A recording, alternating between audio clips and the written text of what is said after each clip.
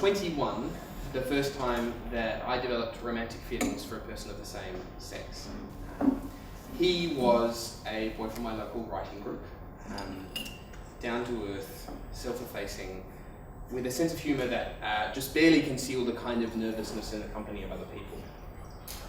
His taste in check shirts was the most unabashedly dorky of any person I had ever met of my age.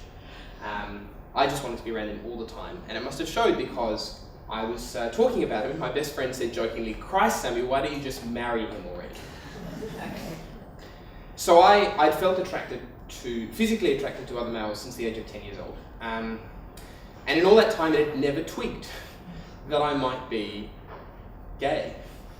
I mean, I was a normal kid. All the gay men that I had seen were glamorous and sarcastic and totally preoccupied with sex. And I should stress that there is nothing wrong with any of those things.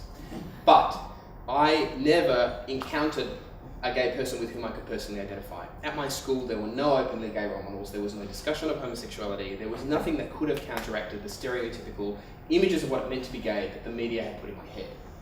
So it took 3 years of having my mind open at university for me to realise that it wasn't just political correctness to say so, but that gay people could look and think just like everybody else. And to begin to draw that dangerous line between myself and that word, gay. And even as it was happening, even as I was dizzy with the euphoria of falling head over heels in love with another man, I still felt like it must be impossible. I mean, I knew in the abstract that love between men could exist, but I still thought of it as something that happened to other people in stories. I felt like I was that kid in a comic book who discovers that suddenly they can shoot webs from their wrists, or breathe underwater, or fly. I felt like if I inhaled just a little bit more, my feet might just casually leave the ground. So the images you can see on the screen behind you are the covers of young adult novels featuring representations of lesbian, gay, bisexual, trans, queer and intersex people. Most of them published in the last 10 years. I'm off to Cambridge this year, and this modest but rapidly expanding body of literature is my field of study. Now, those of you who have been following the Australian media in the last month will know that the provision of resources about homosexuality and gender diversity to young people specifically has recently become the subject of some controversy. Safe Schools Coalition, which is a program that aims to reduce the incidence of homophobic and transphobic bullying in high schools by educating students and teachers about what it means to be gay or trans, has come under fire from right-wing members of our current government, who have accused it of being inappropriate, saying it should be defunded, saying that it's akin to being allowing children to be groomed by sexual predators. We have some colourful characters in Australian politics. Childhood and adolescence remain the areas where it is toughest to advocate for LGBTI inclusivity, because we keep running up against this idea that homosexuality is inappropriate for children. That if you expose children to homosexuality, you will turn them gay. We know that conservatives are preoccupied with this fear. We have known it for a long time. What I'm more interested in today is why does this irrational fear continue to persist among seemingly intelligent, rational people? So the answer has to do with ambiguities in what it is that we mean when we say that a person is gay. What we broadly call sexuality, psychologists divide into 3 distinct components: sexual orientation, sexual behaviour, sexual identity. Sexual orientation is the biological bit.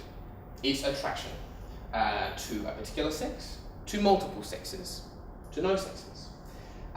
It remains fixed and stable throughout a person's lifetime. We know this from research. We have no control over it. It's where we get the notion that being gay is not a choice. And if you're talking about sexual orientation, then obviously it's not. If you're talking about sexual behaviour, on the other hand, then of course it is a choice, because we choose how to respond to our feelings of attraction. Sexual identity is the way that we understand our feelings and our behaviour as a part of ourselves. It's often expressed through labels: lesbian, queer, straight. And of course it is enormously influenced by our learning and by our culture. So, is it possible to turn kids gay? If by turn kids gay you mean change their sexual orientation, then no. There is no danger of you instilling in a child feelings of same-sex attraction that are not already there. If, however, by turn kids gay, you mean provide them with the support and the resources that they need to take those feelings of same-sex attraction, act upon them safely and in a way that feels appropriate to them, and to incorporate their feelings and behaviour into a mature and a coherent sense of self, then it is not only possible to turn kids gay, it is essential. And that is where resources like this come in and are so important. Now, if I had time today, I would love to take you on a guided tour of the way that this body of literature, with every subsequent decade since the 1970s, has come to represent an ever richer and more diverse range of ways of being young and gay, or young and trans, and so empowers young people, I guess, to be whoever they want to be. But for now, I will simply finish by saying this: we are here today to talk about change, particularly our human response to the effects of rapid change in our societies. If you're looking at the position of minority groups, then my community in particular is perhaps one of the most dramatic examples of how much can change rapidly. Consider that it was only 40 years ago that consenting sex between two consenting males in private was decriminalised in my home state of South Australia. It's 1975. Anyone here from Tasmania? So Tasmania was the last in 1997. Embarrassing. It's coming up on 2 decades now. So when I talk to my parents about my relationship with my partner, I'm talking to them about something that was a crime when they were teenagers.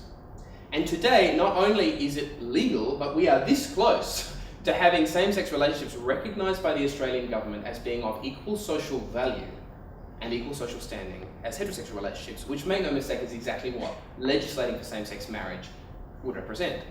And so we find that suddenly we are being met with vehement resistance from people who have blinked and found that suddenly it's 2016 and they're being beset by demands from equality from a group of people who simply did not exist publicly prior to about 1970. We've come really far in a really short space of time, but it seems we've not quite brought everybody with us. And that realistically is a challenge that anybody who wants to make any sort of meaningful change in a community faces. How do you bring people with you? Who or what is responsible for facilitating widespread attitudinal change in a society? So that brings me to my last slide, and so I guess my main point. Literature is a conversation that we have with ourselves, about ourselves. Reading fiction is the closest that it is possible to get as a human being to thinking with another person's brain. If you really want to understand what the world looks like from another person's point of view in minute and rich detail, read fiction. Politics says there are right answers and I've got them. Literature says that's moot. Instead, it encompasses the complexity of real life and creates a space in which totally contradictory answers can be held in the mind simultaneously. And if you can do that, then you understand more politics than politicians do.